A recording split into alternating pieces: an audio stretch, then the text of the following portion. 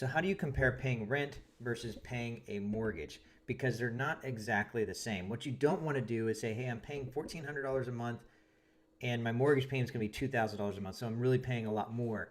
You don't want to do that. You want to really understand what this means and what you're paying and what you're getting. So let's go ahead and get into it. Okay, so before we understand the differences between rent and mortgage, you want to know what a mortgage payment actually includes. If you go to Zillow or Realtor.com, all these websites are going to have mortgage calculators. These mortgage calculators are not going to give you the accurate monthly mortgage payment. So if you want to know the accurate monthly mortgage payment, let me know. I can tell you exactly what it's going to be, but this is what you want to make sure has in that payment, because you will have to pay all of this in one payment. So you have your principal and interest payment here. You have your property tax payment, that's property taxes. You have mortgage insurance. Now, mortgage insurance is an insurance that you pay if you're putting less than 20% down. I did a completely different video in this class on what mortgage insurance is and how you can avoid it. Make sure you watch that video. So you have mortgage insurance and homeowner's insurance. Homeowner's insurance is like fire insurance in case the home burns down. The home will be insured. So you want to make sure all of this is included in your mortgage payment.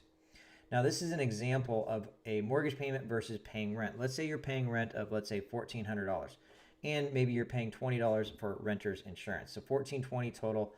And you compare that to, let's say you're buying for $300,000. That payment, let's say, is going to be about $2,300. Now, this payment here, principal and interest, the property taxes, homeowner's insurance, and that mortgage insurance, that total is going to be $2,300 at $300. Now, right now we're in September of 2023. Interest rates right now are about 6.75% for a first-time home buyer. So you might be thinking, Pete, this doesn't really make sense for me to go from $1,400 to $2,300. What are you getting? What are the differences? How does it work? Okay, so you're paying rent of $1,420, and you're going to look at going from $1,420 to $2,300. Now, that's almost $1,000 difference per month. So let's take a look at what this looks like over the course of, let's say, 5 years. Well, keep in mind, your rent every single year is going to continue to go up. That rent payment of $1,420, the next year it's going to be higher. The year after that, it's going to be even higher. And so over 5 years, you'd actually spend about $92,000 in rent to whoever owns that home. If you purchased, let's say you bought for $250,000, or let's say you bought for $300,000. If you bought for $300,000, you'd spend $142,000. Now, that's roughly $50,000 more than paying rent. I understand that. Rent's $92,000, you spent $142,000. Now, of the $142,000, you spent $19,000 and paid down your principal of the $142,000. It's principal reduction. So you actually only threw away about $30,000 by buying this $300,000 home, but you really didn't throw away. And the reason why is because that home that you bought for $300,000 increased in value to $364,996 based on a 4% market appreciation. Now, this $364,000 is the new value based on 4%. And renting, there is no value appreciation. In fact, every year in the next that 6th year, that rent's going to continue to go up. And so the mortgage balance in that 5-year period is only going to be $274,000. So in a 5-year period, you could have close to $90,000 in total equity.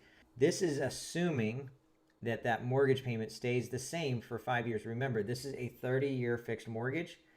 The rent is going to continue to go up. The mortgage stays the same. The mortgage never goes up. In fact, if rates come down, you'll have the opportunity to lower this mortgage payment of $2,300.